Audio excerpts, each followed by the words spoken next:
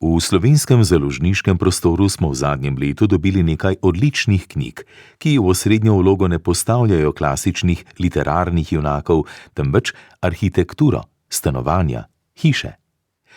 Miloš Kosec v knjigi Enfilade skozi življenje meščanskega stanovanja na Resljevi ulici v Ljubljani ni obravnaval le fenomena enfilade, arhitekturne iznajdbe baroka in njenega osrednjega bivanjskega motiva, temveč je izpisal kroniko svoje družine skozi 20. stoletje, ko so se menjavali različni stanovalci, ekonomski in politični sistemi.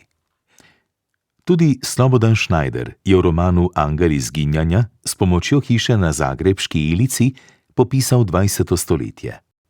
Pri njem je bila dvonadstropna hiša celo glavna pripovedovalka zgodbe, v kateri se prosto mešajo zgodovinska dejstva, resnične osebnosti, izmišljeni liki, celo mitske pojave, ki potujejo v prostoru in času. S Heleno Koder, Rožančevo nagrajenko za zbirko esejev Krošnja z neznanimi sadeži, smo dobili še eno prvovrstno kroniko nekega časa in portret objekta, ki je v Ljubljani stal stoletje in pol, nato pa v času tranzicije in divje privatizacije popolnoma propadel, dokler ga niso pred 15 leti dokončno porušili. Ljubljanski Kolizej je bil stara, večstilna hiša v središču mesta, zgrajen sredi 19. stoletja za časa župana Hradeckega in sprva namenjen avstro-ogrski vojski kot tranzitna vojašnica. Pozneje je bil spremenjen v poslovni in stanovanjski objekt.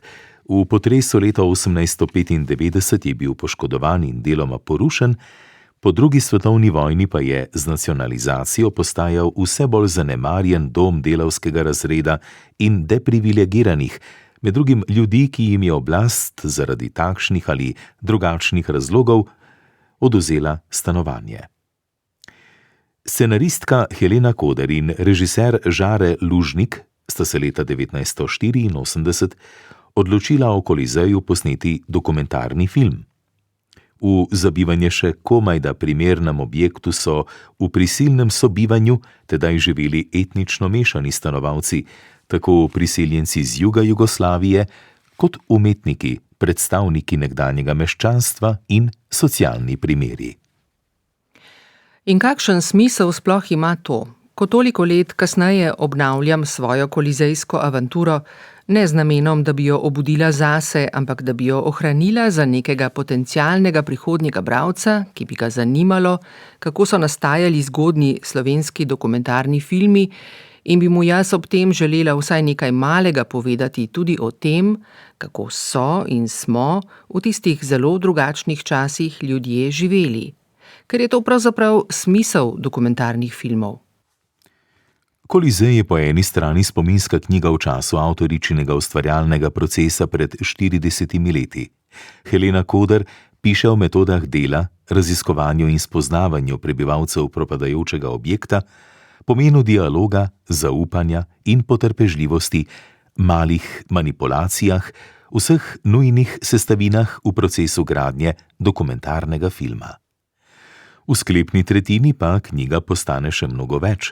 Najprej zgodba o nastanku objekta, njegovih zagovornikih in mecenih, pripoved o vizionarskih prednikih, investitorjih, filantropih, urbanističnih načrtovalcih in županih, ki so provincialno Ljubljano z drznimi projekti znali postaviti na zemljevid tedanje avstro-ogrske monarhije, obenem pa srdita kritika posttranzicijske Ljubljane in provincialnega mišljenja aktualnih vlagateljev in županov, ki so dopustili propad Kolizeja z gradnjo njegovega naslednika, objekta, namenjenega elitam in profitu, pa izpeljali, kot trdi avtorica, tipično destruktivno zgodbo slovenske tranzicije.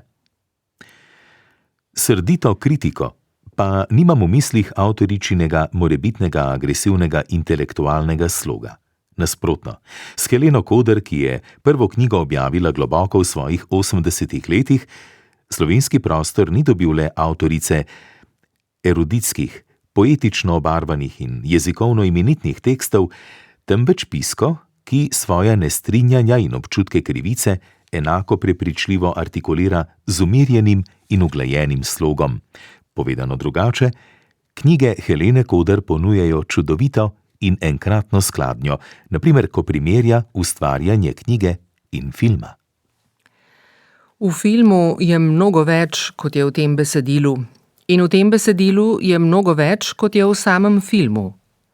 Če ju položim eno čez drugega, besedilo čez film, dobim globino, kot da bi si nataknila očala za tretjo razsežnost.